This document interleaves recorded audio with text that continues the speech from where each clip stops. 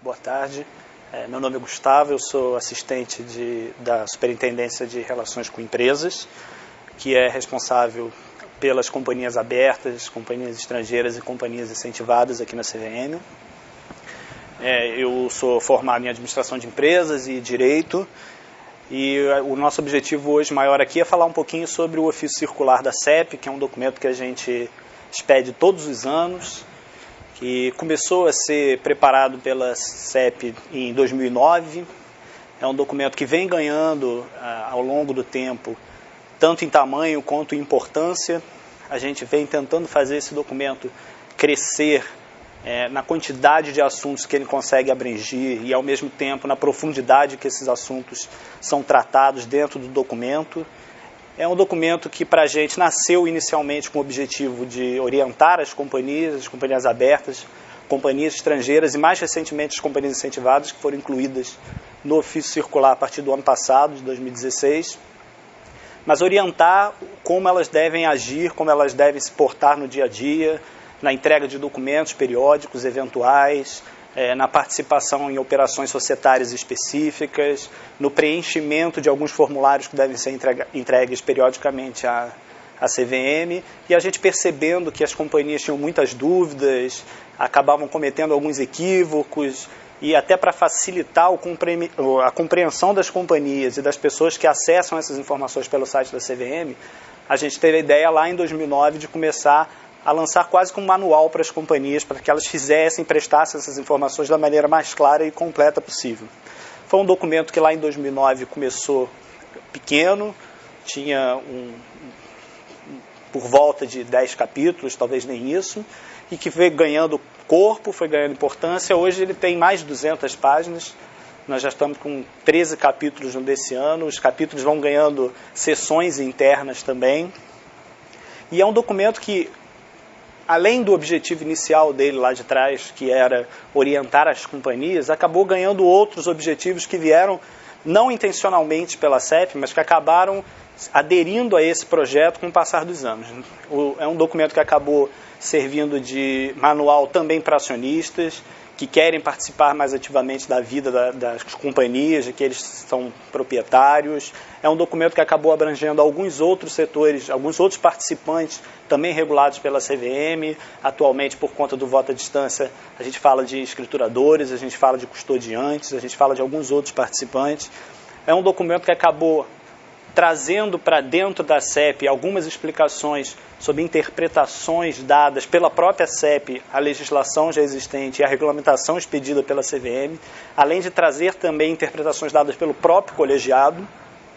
da CVM, e de trazer, mais do que o que a regulamentação fala, do que a legislação fala, trazer um rol de práticas que a gente entende como boas, para que as companhias apliquem, para que os acionistas saibam o modelo que as companhias vão aplicar na sua governança corporativa. A gente acabou incluindo, desde o ano passado,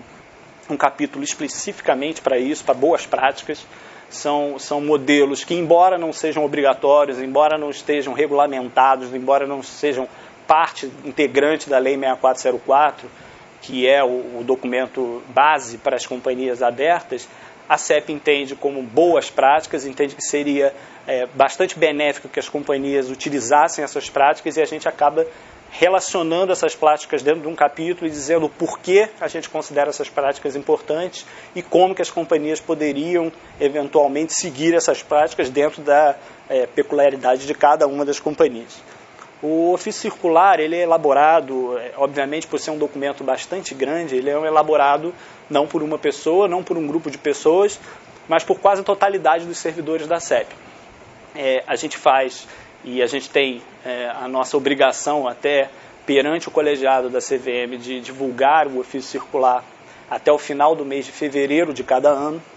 Esse ano especificamente a gente teve até que correr bastante por causa do carnaval, o nosso prazo acabou sendo antecipado, mas para que a gente dê conta disso tudo e da complexidade, do tamanho do ofício circular e da quantidade de assuntos diferentes que ele abrange, a gente acaba envolvendo servidores de todas as gerências da CEP. A CEP é formada, além da própria CEP, por 5 gerências. A gente acaba ouvindo outras áreas da CVM que eventualmente dão sugestões,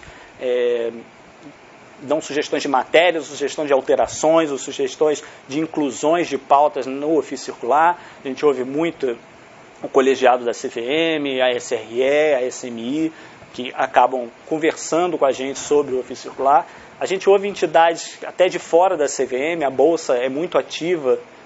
na leitura do ofício circular e na elaboração de sugestões para um ofício circular do ano seguinte, a Ambima, a MEC. A gente faz questão de ouvir todas essas sugestões, porque a nossa ideia principal é que a gente consiga dar uma divulgação maior possível do ofício circular e que ele leve, de fato, as companhias a conseguirem ter aquele documento como quase uma bíblia de atuação delas no dia a dia. Além disso, o ofício circular ele é muito importante para a gente internamente, até porque a gente trata de uma gama de assuntos muito grande, ele acaba sendo um instrumento disseminador de informações dentro da própria CEP. Algumas gerências que trabalham com coisas mais específicas e que acabam se especializando muito naquele tipo de atuação, acabavam ficando um pouco à margem do que uma outra gerência poderia fazer lá dentro. E aí, quando você consegue fazer um documento que englobe tudo e disseminar isso pela CEP e buscar que as pessoas deem sugestões e atuem mesmo em cima do ofício circular, isso acaba sendo um instrumento de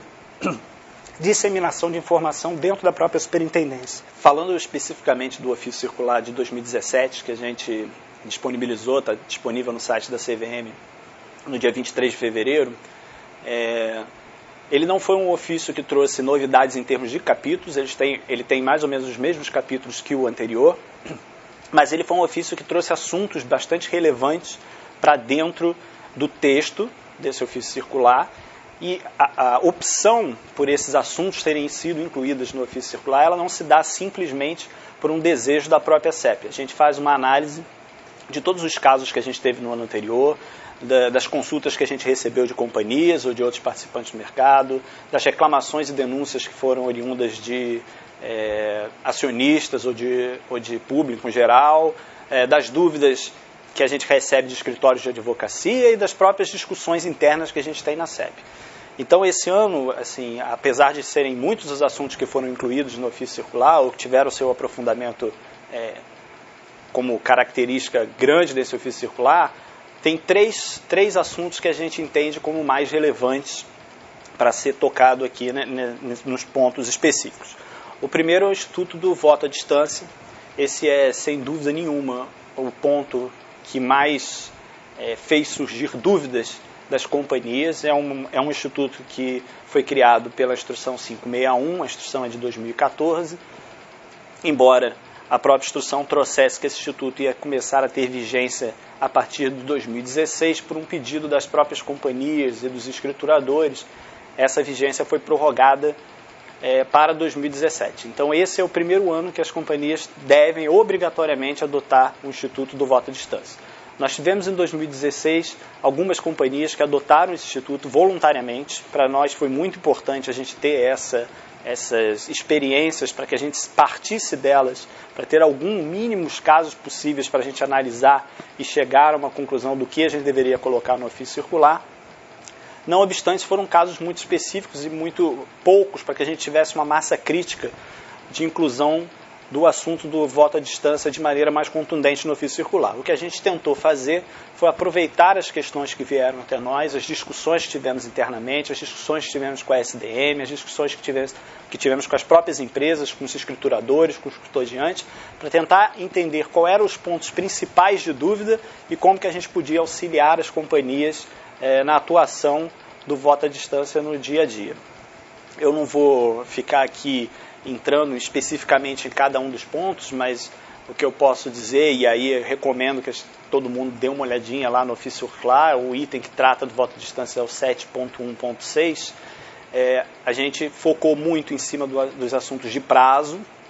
porque é uma instrução a 561 que traz vários prazos encadeados e prazos que, em função de serem encadeados, trazem muitos problemas para as companhias conseguirem obedecer cada um desses prazos. A gente focou muito na questão de votos conflitantes. A própria instrução 561 traz algumas definições de votos conflitantes. E a gente focou muito em cima da contagem dos votos pelas companhias que elas terão que elaborar. Então a gente sabe que essas orientações não vão esgotar o assunto de voto à distância, isso aqui é uma preliminar, a gente também está aprendendo junto das companhias como é que vai funcionar esse Instituto do Voto à Distância, mas a gente entende bastante importante que a gente dê esse pontapé inicial, que a gente dê uma base pelo menos, para que tanto companhias quanto acionistas, quanto escrituradores, custodiantes, a própria Bolsa, possam ter esse chão para se apoiar e começar a desenvolver esse instituto que a gente acredita que vai ser bastante importante para aumentar a legitimidade das deliberações tomadas em assembleia, as participações dos acionistas em assembleia. O segundo ponto que a gente destacou e que a gente acha muito importante estar no ofício circular é o novo SBR da CEP. A CEP trabalha sempre com dois pilares muito fortes. Ela trabalha sobre demanda, ou seja, ela responde questionamentos vindos do mercado, de companhias, de acionistas e outros participantes. Ela responde a denúncias, ela faz processos sancionadores, mas ela também trabalha, independente de demanda, ela tem os pontos específicos que ela atua preventivamente. E esses pontos são definidos no SBR, que está sendo alterado, já que ele é um SBR pautado num plano bienal, e terminou agora o biênio do SBR 2015-2016, ele foi alterado para ser iniciado o SBR 2017-2018. A gente entende que o ponto inicial e ponto principal para a gente colocar o SBR no ofício circular da CEP é deixar claro o que a CEP vai olhar, de que modo a CEP vai olhar, quais são as operações que a CEP vai olhar, para que ninguém seja pego de surpresa. Não é o objetivo da CEP fazer uma fiscalização de surpresa sobre as companhias, a gente quer deixar bem claro como vai ser dada essa atuação e em que a gente vai focar. O foco principal, e alguns pontos desses já estavam no ofício circular anterior, porque não foram substituídos pelo SBR, dentre eles a divulgação de fatos relevantes e comunicados ao mercado pelas companhias, a divulgação de notícias na imprensa a respeito das companhias, a atuação das companhias em algumas operações especiais, específicas, como incorporações, e fusões, cisões, aumentos de capital subscrição privada ou emissão de valores imobiliários convertíveis em ações, entre outros, estão todos especificados lá no SBR da CEP e no ofício circular, e a entrada de alguns novos esse biênio, que a gente acha que vale muito a pena fazer essa referência, principalmente no que diz respeito ao formulário de referência das companhias, que anteriormente era analisado, não em sua completude, mas dando uma passada por todas as seções do formulário de referência. O formulário de referência é um documento bastante extenso, e a CEP fazia uma análise geral desse documento. A partir desse biênio, nós selecionamos alguns itens específicos do formulário de referência, notadamente itens que falam de remuneração de administradores e distribuições de dividendos, que a gente acha que foram assuntos que causaram alguns processos anteriormente que nós tivemos que analisar e que nós elevamos à condição de incluir no SBR da CEP.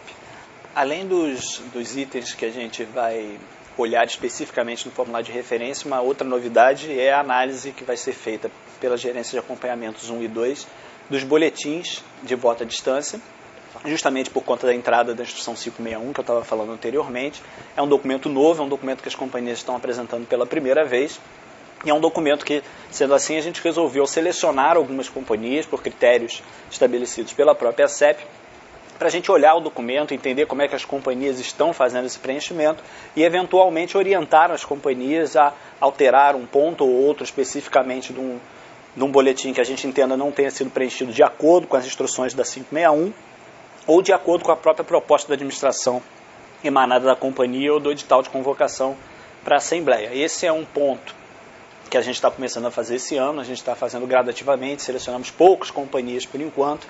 mas a gente acha que com o passar do tempo a gente vai evoluir para que a gente não apenas consiga analisar boletins de voto à distância de mais companhias, mas com uma profundidade